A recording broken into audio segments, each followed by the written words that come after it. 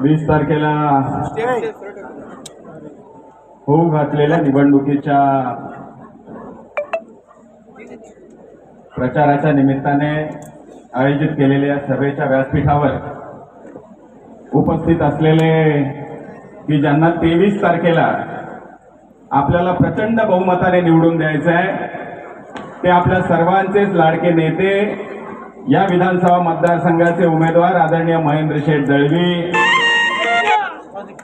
ज्यांनी आत्ताच आपलं मनोगत व्यक्त केलं आणि त्यांच्या मनोगताला माझं अनुमोदन आहे असे माझे सहकारी शिवसेनेचे जिल्हा प्रमुख राजाभाई केणी, व्यासपीठावर उपस्थित असलेले आमचे मार्गदर्शक आदरणीय दांडेकर साहेब, व्यासपीठावर उपस्थित असलेले महायुतीचे राष्ट्रवादी काँग्रेस पक्षाचे, भारतीय जनता पार्टीचे, शिवसेनेचे सर्व पदाधिकारी, खरं तर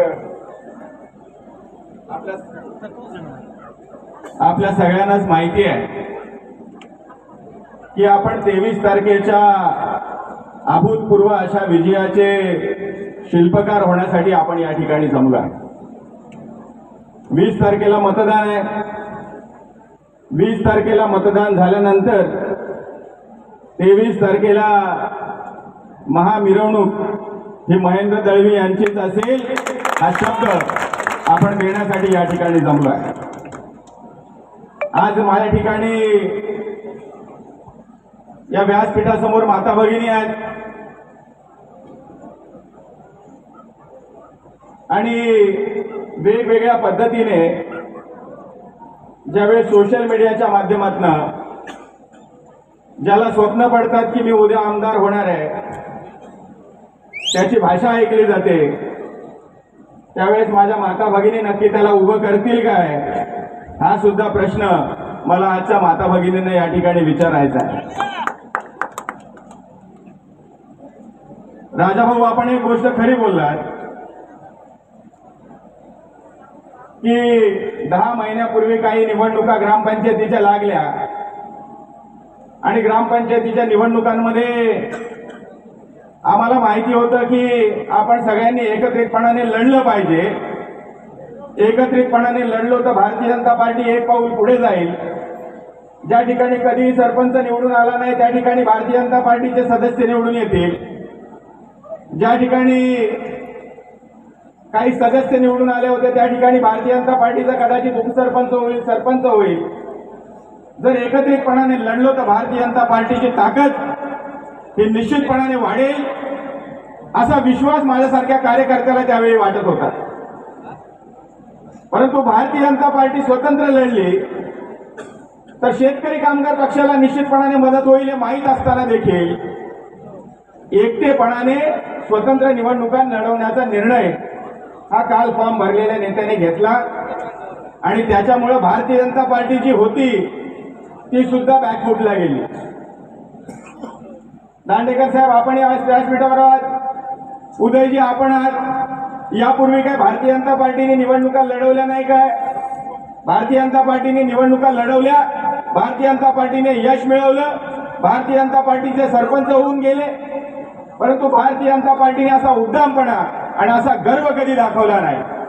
भारतीय जनता पार्टीचा एक संस्कार आहे, भारतीय जनता पार्टीची एक विचारधारा आहे. त्या विचारधारेला, भारत मातेला त्या ठिकाणी विश्वगुरु बनवण्याची संकल्पना आहे. आणि यांनी व्यासपीठावर भाषण केलं. मी पहिल्यांदा असं भाषण ऐकलं, मी पण पूर्ण ऐकलं, की ज्याच्यामध्ये राजाभाऊ आपल्यावर शिवाजी दाखवली वाहिली, त्याच्याकडून दुसरी काही अपेक्षा करण्याची शक्यता आवश्यकता नाही, पण स्वतःला पण शिव्या देऊन घेतल्या. हे कुठलं भाषण आहे? परंतु ही गोष्ट खरी आहे, आज या संपूर्ण परिसराला एक आध्यात्मिक ऊर्जा देणारं, या संपूर्ण देशासमोर आध्यात्मिक उदाहरण ठेवणारं, ज्यांनी अनेक कुटुंब घडवली, अनेक कुटुंबांना त्यांनी उभं केलं, अशा नानास्वारींचं तुम्ही नाव घेता, आप्पास्वारींचं तुम्ही नाव घेता. खरं हा तर राजकारणाचा विषय नाही. त्यांच्या पदस्पर्शाला पावन पदस्पर्शाला स्पर्श करून त्या ठिकाणी नतमस्तक झाल्यानंतर जी ऊर्जा आमच्यासारख्या कार्यकर्त्यांना मिळते आणि तुम्ही त्यांचं नाव घेता आणि त्याच ठिकाणी त्याच भाषणामध्ये 5 मिनिटांनी तुम्ही शिव्यांची लाखोली वाहता, तुम्ही काय सन्मान करणार अशा पवित्र स्मृतींचा? काय सन्मान करणार? तुमच्याकडून काय अपेक्षा केली पाहिजे? त्याच्यामुळे एक गोष्ट तर क्लिअर झाली की चिखलात कमळ उगवतं हे नक्की ठीक आहे, पण घाणीमध्ये कधी कमळ फुलणार नाही. आणि त्या घाणीमध्ये राजाभाऊ तुम्ही ज्या पद्धतीने म्हटलात, आता दगड मारण्यात काहीही अर्थ नाही, कारण त्या घाणीचे शिंतोडे हे आपल्यावरती उडणार आहेत. त्याच्यामुळे सोडून द्या. या संपूर्ण विभागाला एक विकासाची ऊर्जा देणारे नेतृत्व आज आपल्यामध्ये आहे. या संपूर्ण विकासाचा, या विभागाचा औद्योगिक विकास होताना आपण पाहतोय. या विभागामध्ये आलेली गेल सारखी कंपनी ओव्हरटेक केल्यानंतर या ठिकाणी वाढलेलं औद्योगिकरण असेल, प्रत्यक्ष अप्रत्यक्षरित्या उभा राहिलेला रोजगार असेल, माझ्या माता भगिनींच्या आयुष्यामध्ये उद्याच्या भविष्यामध्ये ज्यावेळेस या विभागामध्ये रोजगाराची संधी निर्माण होईल त्यावेळेस जीवनमान हे सुधारण्याच्या दृष्टीने महेंद्र शेठ आपण जे प्रयत्न केले त्या प्रयत्नांना प्रतिसाद देण्यासाठी ही मंडळी आलेली आहे. त्याच्यामुळे आपला प्रतिस्पर्धी या ठिकाणी कोणी नाही. आपला प्रतिस्पर्धी या ठिकाणी शेका पक्ष होऊ शकत नाही, परंतु तुमचं नाव घेतल्याशिवाय, राजाभाऊ तुमचं नाव घेतल्याशिवाय, माझ्यावर टीका केल्याशिवाय या ठिकाणी भाषणं पूर्ण होणार नाहीत. त्यांना जनता ही त्यांची जागा हे दाखवून दिलं जाईल. डिपॉझिट जप्त होणार आहे. त्या माणसांनी महेश मोहितेवरती टीका करू नये याची त्यांनी काळजी घ्यावी. राजाभाऊ, या विभागामध्ये अनेक वर्ष प्रलंबित असलेला सामरकुंड धरणाचा प्रश्न असेल, या धरणाचा प्रश्न सोडवण्यासाठी जाणीवपूर्वक प्रयत्न करणं, या ठिकाणच्या नागरिकांना त्यांच्या हक्काचा मोबदला मिळत असताना रेडी रेकनरच्या हिशोबाने नाही तर आताच्या सुधारित कायद्यानुसार 5 पटीनं मिळणं याच्यासाठी प्रयत्न करणारी महायुती आहे, लक्षात घ्या. आपण या विभागामध्ये पाहिलं की वेगवेगळ्या आरोग्याच्या प्रश्नांना आपण सामोरं जात होतो, परंतु या विभागामध्ये आपलं मेडिकल कॉलेज उभं राहत आहे. तुमच्या आणि माझ्या हक्काचं, माझ्या माता भगिनींना यापुढे या मागे जो त्रास झाला त्या त्रासातनं आपल्याला मोकळं करण्यासाठी जो काही मोठ्या प्रमाणावरचा प्रयत्न या विकासाच्या संकल्पनेतनं होतोय त्या विकासाच्या संकल्पनेबरोबर आपण राहिलं पाहिजे. आपण सगळ्यांनी लक्षात घेतलं पाहिजे की महाराष्ट्रामध्ये वेगवेगळ्या योजना आणल्या. त्या योजना आणत असताना 2-3 योजनांचाच उल्लेख मी या ठिकाणी करणार आहे. खरं तर माझ्या तरुण महिला सहकारी असतील ज्या महाविद्यालयीन शिक्षण घेत आहेत त्यांना मोफत शिक्षण देण्याचा निर्णय हा महायुतीच्या सरकारने या ठिकाणी एकनाथ शिंदे साहेब असतील, अजितदादा असतील आणि देवेंद्र फडणवीस साहेब असतील यांच्या त्या ठिकाणी सरकारच्या माध्यमातून घेतलाच.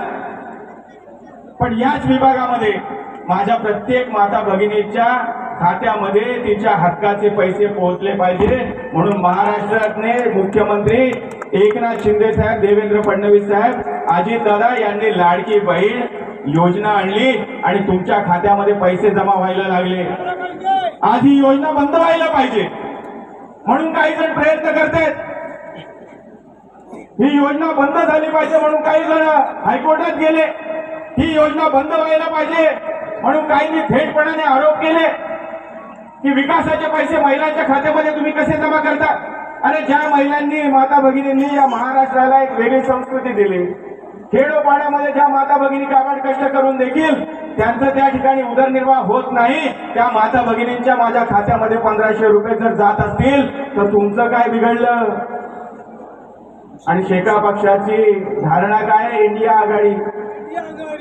इंडिया आघाडीचे नेते या ठिकाणी म्हणतात की आम्ही महिलांना दिले जाणारे मुख्यमंत्री माझी लाडकी बहीण योजनेचे पैसे बंद करू.